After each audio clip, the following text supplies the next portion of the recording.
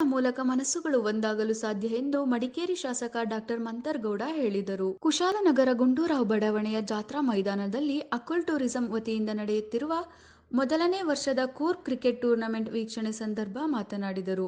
ದೇಹ ಮತ್ತು ಮನಸ್ಸಿನ ಆರೋಗ್ಯಕ್ಕೆ ಕ್ರೀಡೆ ಸಹಕಾರಿಯಾಗಿದೆ. ಹಾಕಿ ಕ್ರೀಡೆಗೆ ಕೊಡಗು ಪ್ರಸಿದ್ಧವಾಗಿದ್ದು, ಕೊಡಗು ಕ್ರೀಡೆಯ ತವರೂರು ಎಂದು ಖ್ಯಾತಿ ಪಡೆದಿದೆ. ಎಲ್ಲಾ ತಾಲೂಕುಗಳಲ್ಲೂ ಸುಸಜ್ಜಿತ ಕ್ರೀಡಾಂಗಣವಿದೆ. ನೂತನ ತಾಲೂಕು ಕೇಂದ್ರ ಕುಶಾಲನಗರದಲ್ಲಿ ಒಳಾಂಗಣ ಕ್ರೀಡಾಂಗಣ ಸೇರಿ ಹೈಟೆಕ್ ಸ್ಟೇಡಿಯಂ ವ್ಯವಸ್ಥೆ ಕಲ್ಪಿಸಲಾಗುವುದು ಎಂದು ಭರವಸೆ ನೀಡಿದರು. ಈಚೆಗೆ ನಡೆದ 17ರ ವಯೋಮಾನದ ಬಾಲಕಿಯರ ರಾಷ್ಟ್ರಮಟ್ಟದ ಹಾಕಿ ಪಂದ್ಯಾವಳಿಯಲ್ಲಿ ಕರ್ನಾಟಕ ತಂಡ ಉತ್ತಮ ಆಟ ಪ್ರದರ್ಶಿಸಿದೆ.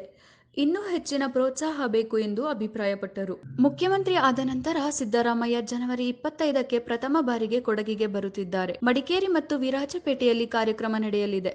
ಈ ಹಿನ್ನೆಲೆಯಲ್ಲಿ ಅಧಿಕಾರಿಗಳು ಸಿದ್ಧತೆ ನಡೆಸುತ್ತಿದ್ದಾರೆ. ಕಾರ್ಯಕರ್ತರು ಮತ್ತು ಸರ್ಕಾರದ ಗ್ಯಾರಂಟಿ ಯೋಜನೆಗಳ ಫಲಾನುಭವಿಗಳನ್ನು ಹೆಚ್ಚಿನ ಸಂಖ್ಯೆಯಲ್ಲಿ ಸೇರಿಸಲಾಗುವುದು ಎಂದು ಹೇಳಿದರು. ಈ ಸಂದರ್ಭದಲ್ಲಿ ಅಕುಲ್ ಟೂರಿಸಂನ ಅಕುಲ್, ಪುರಸಭೆ ಸದಸ್ಯ ಪ್ರಮೋದ್ ಮುತ್ತಪ್ಪ ಮತ್ತಿತರರು ಇದ್ದರು.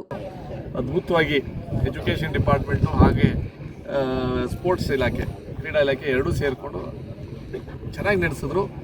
ನೀವು ಹೇಳ್ದಂಗೆ ಮಕ್ಕಳು ಖುಷಿಯಾಗಿ ಬೇರೆ ಬೇರೆ ಸ್ಟೇಟಿಂದ ಮಕ್ಕಳು ಬಂದು ಖುಷಿಯಾಗಿ ಆಟ ಆಡ್ಕೊಂಡು ಹೋದ್ರು. ಹೌದು, ಮತ್ತು ನೀವು ಹೇಳ್ದಂಗೆ ನಮ್ಮ ಕರ್ನಾಟಕ ಟೀಮ್ ಆ ಮಟ್ಟಕ್ಕೆ ಆಡೋಕ್ಕೆ ಸಾಧ್ಯ ಆಗಿರಲಿಲ್ಲ. ಮಾತ್ರ ಬರೋಸಲಿ ಅವರಿಗೆ ಒಳ್ಳೆಯ ರೀತಿಲಿ ನಾವು ಪ್ರೋತ್ಸಾಹ ಕೊಡಬೇಕು. ಯಾಕಂತಂದರೆ ಈ ಹೆಣ್ಮಕ್ಳಿಗೆ ನೀವು ಹೇಳ್ದಂಗೆ ಎಲ್ಲ ರೀತಿಲಿ ಸ್ಪೋರ್ಟ್ಸಿಗೆ ಅಷ್ಟಾಗಿ ಎನ್ಕರೇಜ್ಮೆಂಟ್ ಇಲ್ಲ. ನೀವು ಹೇಳ್ದಂಗೆ ಚಿಕ್ಕ ವಯಸ್ಸಲ್ಲೇ ನ್ಯಾಷನಲ್ ಲೆವೆಲ್ಸ್ ಆಡೋಕ್ಕೆ ಒಂದು ಅವಕಾಶ ಸಿಕ್ಕಿದ್ರೆ ಅವ್ರು ಸ್ಟೇಟಲ್ಲಿ ಮೇಲ್ಮಟ್ಟಕ್ಕೆ ಇನ್ನೂ ನ್ಯಾಷನಲ್ ಲೆವೆಲ್ ಇರ್ಬೋದು, ಇಂಟರ್ನ್ಯಾಷನಲ್ ಲೆವೆಲ್ಗೆ ಹೋಗೋಕ್ಕೆ ಅವಕಾಶ ಸಿಗ್ತದೆ ಅಂತ ನನ್ನ ಅಭಿಪ್ರಾಯ. ಸರ್, ಕೊಡಗಿನ 5 ತಾಲೂಕು ಇಲ್ಲಿ ನಿಂತಿರೋದು ಗುಂಡೂರಾವ್ ಬಡಾವಣೆಯಲ್ಲಿ ಸ್ಟೇಡಿಯಂ ಅಂತಲೇ ಇದೆ. ಈ ಜಾಗ ಮಾಡ್ಕೊಂಡಿದ್ದು ನಾನು ಜಿಲ್ಲಾಧಿಕಾರಿಗಳು ಮೊನ್ನೆ ಮೀಟಿಂಗಲ್ಲಿ ಕುಶಾಲನಗರಲ್ಲಿ ನಡೆದಂಥ ಸಂದರ್ಭದಲ್ಲಿ ಇದೇ ಜಾಗದಲ್ಲಿ ದೊಡ್ಡ ಮಟ್ಟದಲ್ಲಿ ಒಂದು ಇಂಡೋರ್ ಸ್ಟೇಡಿಯಂ ಆದರೆ ಒಂದು ಇಂಡೋರ್ ಸ್ಟೇಡಿಯಂಗೆ ಮಾಡಲಿಕ್ಕೆ ಒಂದು ಪ್ರಪೋಸಲ್ ನಾವು ಕಳಿಸಿದ್ದೀವಿ.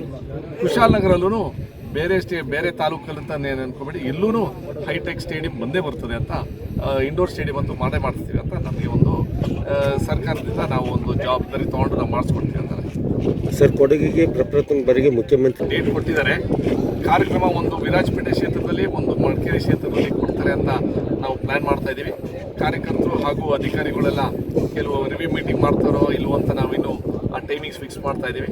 ಆದರೆ 25ನೇ ತಾರೀಕು ಎಲ್ಲ ಹೆಚ್ಚಿನ ಸಂಖ್ಯೆಯಲ್ಲಿ ನಮ್ಮ ಕ್ಷೇತ್ರದ ಕಾರ್ಯಕರ್ತರು ಇರ್ಬೋದು, ಜನ ಇರ್ಬೋದು, ಆಮೇಲೆ ಫಲಾನುಭವಿಗಳು, ನಮ್ಮ ಸರ್ಕಾರದ ಆದೇಶ ಅಂದರೆ ಫಲಾನುಭವಿಗಳು, 5 ಗ್ಯಾರಂಟಿಗಳು ಎಲ್ಲರೂ ಸೇರಿ ದೊಡ್ಡ ಮಟ್ಟದಲ್ಲಿ ನಮ್ಮ ಮುಖ್ಯಮಂತ್ರಿ ಮೊದಲೇ ಬಾರಿ ನಮ್ಮ ಜಿಲ್ಲೆಗೆ ಬರ್ತಾ ಇರೋದ್ರಿಂದ ಹೆಚ್ಚಿನ ಸಂಖ್ಯೆಯಲ್ಲಿ ನಾವು ಅವ್ರನ್ನ ಸ್ವಾಗತ ಮಾಡೋಕ್ಕೆ